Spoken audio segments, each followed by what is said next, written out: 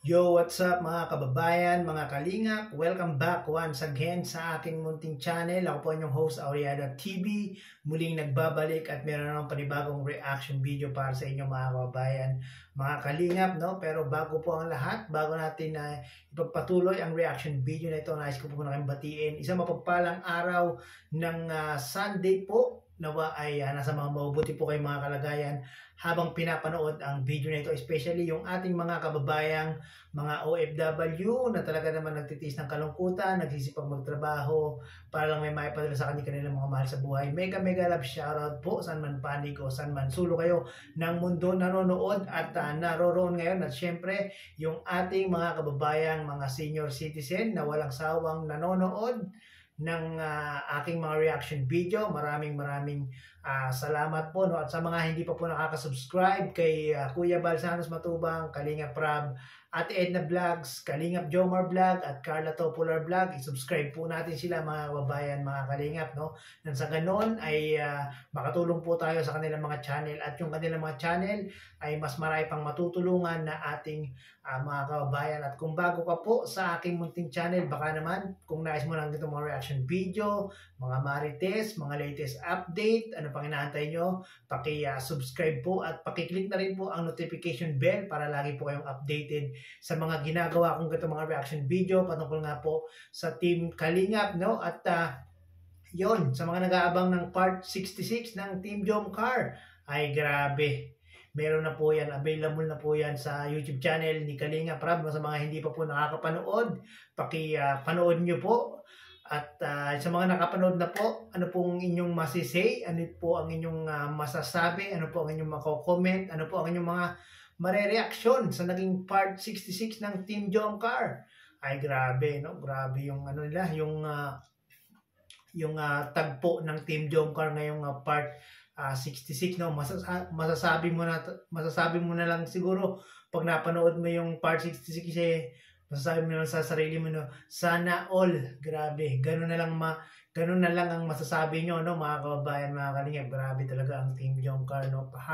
Patagal ng patagal ang Team Jomcar, mga kababayan, mga kalingap, ay talaga namang palalim ng palalim ang kanilang samahan, no? Sa mga hindi po nakakapanood, nako, huwag niyo pong palagpasin na hindi niyo mapanood ang part 66. Isa rin po ito sa pinaka nakakakilig na bonding moment ng Team Jomcar, no? At so yung mabalik tayo sa ating reaction video, no?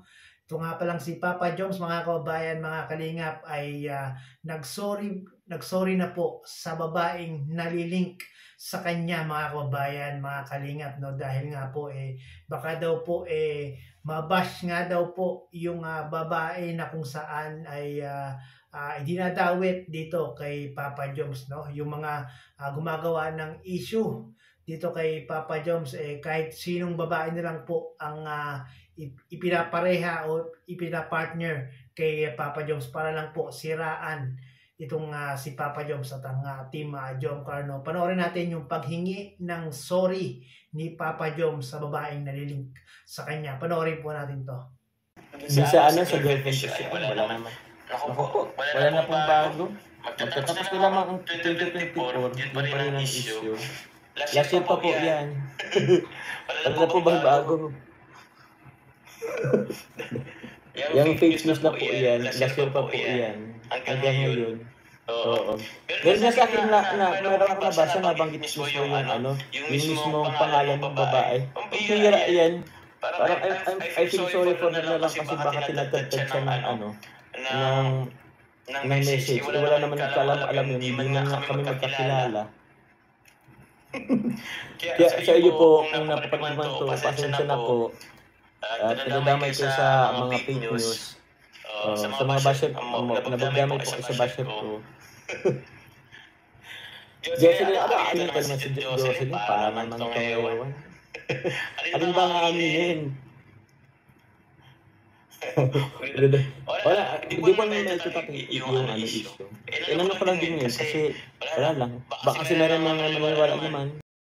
So yon mga kababayan, mga kalingap, napanood po natin ang naging live ni Papa Joms kagabi. Credit po kay Papa Joms at muli naman tayo kumuha o gumamit ng kanyang maising video clip para gawa ng reaction video. At sa mga hindi po nakaka-subscribe kay Kalingap Jomar Vlogs, isubscribe nyo na po yan mga kababayan, mga kalingap. 200k, malapit na po, konting kembot na lang, konting giling na lang ay magto 200k subscribers na po si Papa Joms. Kaya sa mga hindi pa nakasubscribe dyan, na nakasubscribe na po sa akin, paki-subscribe nyo po mga kababayan, mga kalingap. No? At sa video nga pong ito, mga kababayan, mga kalingap, napanood nyo naman, no?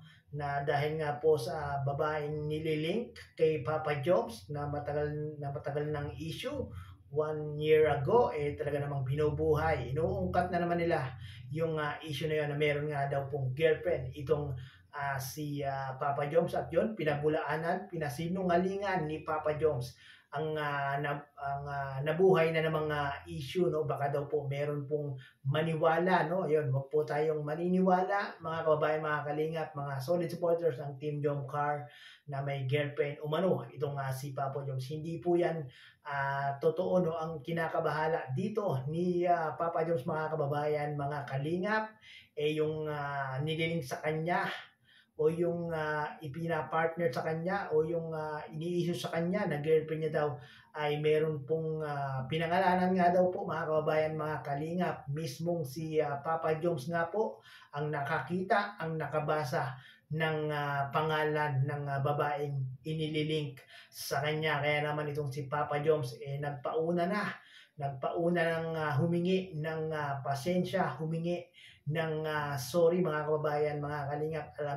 Alam na alam talaga ni Papa Joms kung ano ang mangyayari doon sa babaeng inilink sa kanya. Malamang mababash at mababash po talaga yan mga kababayan, mga kalingap, no? Buti na lang nagpauna ng humingi ng sorry itong si Papa Joms. Biruin nyo, hindi naman siya yung may gawa, hindi naman siya yung may kasalanan mga kababayan, mga kalingap, pero si Papa Joms pa yung humingi ng pasensya. Grabe talaga si Papa Joms, alam niyo, napakabait na tao talaga at napaka-humble talaga ni Papa Joms, no? Sa nalilink kay Papa Joms, pasensya na po kayo, no? Kung kayo po ay naidadawit dito dahil itong mga gumagawa ng fake news, yung mga gustong manira kay Papa Joms, nagagamit po kayo, no? Pasensya na po talaga, no? Sana ay yung mga gumagawa ng issue na yan, yung gumagawa ng mga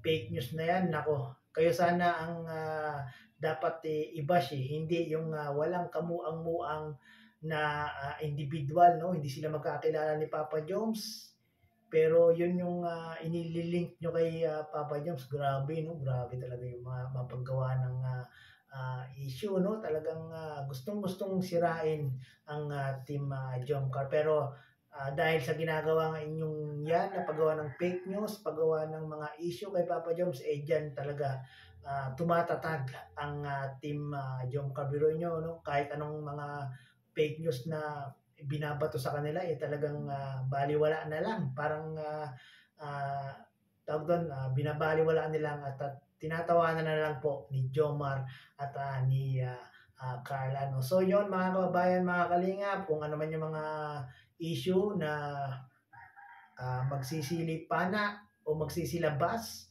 sa Team Jomcar, hanggat hindi po si Jomar at si Carla ang nagsasabi, huwag po natin itong paniwalaan, no? So yun mga kababayan, mga kalingap, sa mga hindi pa po nakakapanood ng full video o full live ni Papa Joms sa kanyang YouTube channel, pakipanood nyo po mga kababayan, mga kalingap. At meron dong part na kung saan bumulong si Papa Joms. Nako, ang ganda nung kanyang bulong. Malamang matutuwa kayo. So yun mga kababayan, mga kalingap, hanggang dito lang po ang ating reaction video. Hanggang sa muli, bye-bye!